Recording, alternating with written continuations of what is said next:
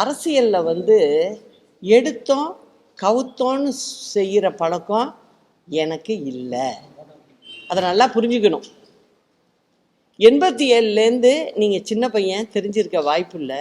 அப்போ பிறந்தீங்களோ இல்லையோ தெரில. அதனால தான் பேசிக்கிட்டு இருக்கீங்க. அதனால் என்னை பற்றி சீனியராக உள்ளவங்களுக்கெல்லாம் நிச்சயம் தெரிஞ்சிருக்கும். எப்படி டீல் பண்ணுவேன், எப்படி செய்வேன் அப்படின்னு தெரியும். அதனால சொல்கிறேன், உங்கள் மாதிரி சின்ன பிள்ளைங்களாம் என்ன பண்ணுங்க, கொஞ்சம் வெயிட் பண்ணியே பாருங்கள். நீங்களும் இந்த மெத்தடை கற்றுக்கலாம். சரி, ஒரே ஒரு கேள்வி. நீங்க உங்க எந்த பிரச்சனையும் நேரடியா போய் களத்துல இருந்து சந்திக்கிறீங்க. ஆனா இப்போ ஒரு கட்சி ஆரம்பிச்சுட்டு ஏதாவது பனையூர்ல வச்சு டீல் பண்றாங்க. அது நீங்க அவங்கள்ட்ட என்ன போய் கேட்கணும். என்னுடைய அனுபவம் என்னன்னு உங்களுக்கு தெரியுமா தெரியாதா? அதுவும் வந்து நாங்கள் வந்து இப்போ எல்லாம் இருக்காங்கல்ல, அந்த மாதிரி ஸ்பூன் ஃபீடிங்கில் நான்லாம் வரல. நாங்கள் வரலை, அம்மாவும் வரல.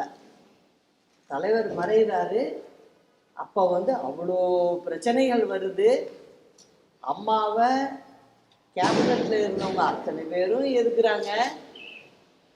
கட்சி 2ஆ போகுது, 2 சின்னத்தில் போட்டிடுறோம், வெற்றி பெறுறோம். அம்மா எதிர்கட்சி தலைவர் ஆகுறாங்க, திரும்ப கட்சி ஒன்றா இணையுது. அதை செஞ்சதும் நான் தான்.